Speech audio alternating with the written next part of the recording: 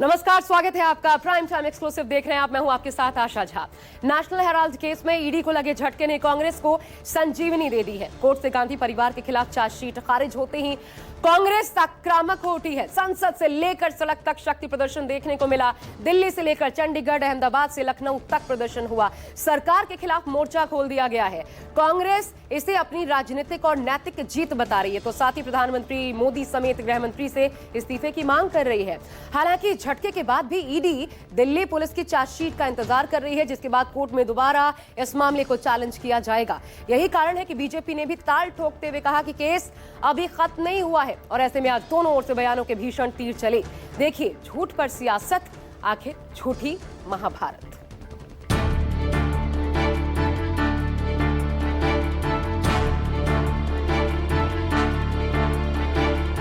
शोर बहुत था, जोर नहीं था।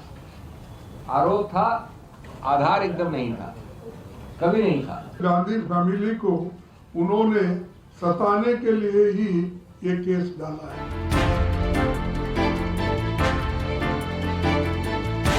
प्राइवेट आर्मी की तरह ईडी, सीबीआई, इनकम टैक्स, चुनाव आयोग सबको इस्तेमाल किया जा रहा है। डकैत of Italy, dacoits of Italy, ये लोग भारत को लूटने आते हैं, लूटते हैं।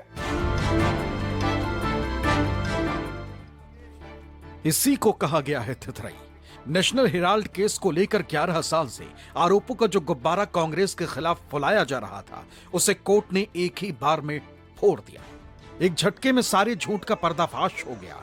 बावजूद इसके कि झूठे आरोपों पर माफी मांगी जाती, खुद की गलती का एहसास किया जाता, सियासी बयानबाजी शुरू हो गई।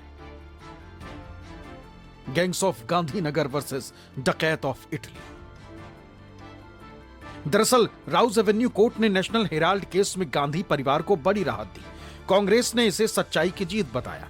आरोप लगाया कि जांच एजेंसियों को इस्तेमाल प्राइवेट आर्मी की तरह किया जा रहा है, तो बीजेपी फौरन मैदान में उतर आई। इतनी फजीहत होने के बाद भी आरोपों का ठीकरा एक बार फिर कांग्रेस पर ही फोड़ा। जो प्राइवेट आर्मी की तरह ईडी, सीबीआई, इनकम टैक्स, चुनाव आयोग सबको इस्तेमाल किया जा रहा है, मैं सरकार शब्द नहीं बोलूंगा, मैं प्रधानमंत्री शब्द भी नहीं बोलूंगा, मैं गृह मंत्री भी नहीं बोलूंगा। माफ कीजिएगा, मैं कहूंगा गैंग्स ऑफ गांधीनगर। ये गैंग्स ऑफ गांधीनगर जिस तरह से हमारी एजेंसीज का दुरुपयोग करता है, आज वो बेनकाब हो गया, आज उस पोल खुल गई। अगर इनकी ही भाषा में जवाब दिया जाए तो भारत के लोग तो कहते हैं डकैत of Italy, dacoits of Italy. ये लोग भारत को लूटने आते हैं, लूटते हैं, बिना नागरिक हुए वोट करने का प्रयास करते हैं, और उसके बाद गांधीनगर के जो हमारे नागरिक हैं, ईमानदार, मेहनती, कर्मठ, देश प्रेमी, उनका अपमान करते हैं इस तरह से। बीजेपी नेता और राष्ट्रीय प्रवक्ता गौरव भाटिया का यह बयान बुधवार सुबह आया। दरअसल इससे पहले बुधवार की सुबह कांग्रेस नेता और सुप्रीम कोर्ट के वकील अभिषेक मनु सिंघवी और कांग्रेस के राष्ट्रीय अध्यक्ष मल्लिकार्जुन खड़गे ने प्रेस कॉन्फ्रेंस की। इसमें नेशनल हेराल्ड पर कोर्ट के फैसले को लेकर बीजेपी पर आरोप लगाए गए। खड़गे ने पीएम मोदी और गृह मंत्री अमित शाह से इस्तीफे की मांग की। एक फैसला आने के बाद मैं ये कहना चाहता हूं, मोदी जी और शाह रिसिग्नेशन देना चाहिए। वो क्योंकि उनके मुंह पे एक थप्पड़ मारे जैसा हुआ है, और आज वो ये समझ के राजीनामा देना चाहिए। ऐसे जनता को सताने का काम वो नहीं करना चाहिए। भविष्य में उनको ये मालूम होगा कि ऐसे चीजें हम अगर करेंगे, लोग चुप नहीं बैठेंगे। इसी को लेकर बीजेपी प्रवक्ता सफाई देने के लिए मैदान में आए।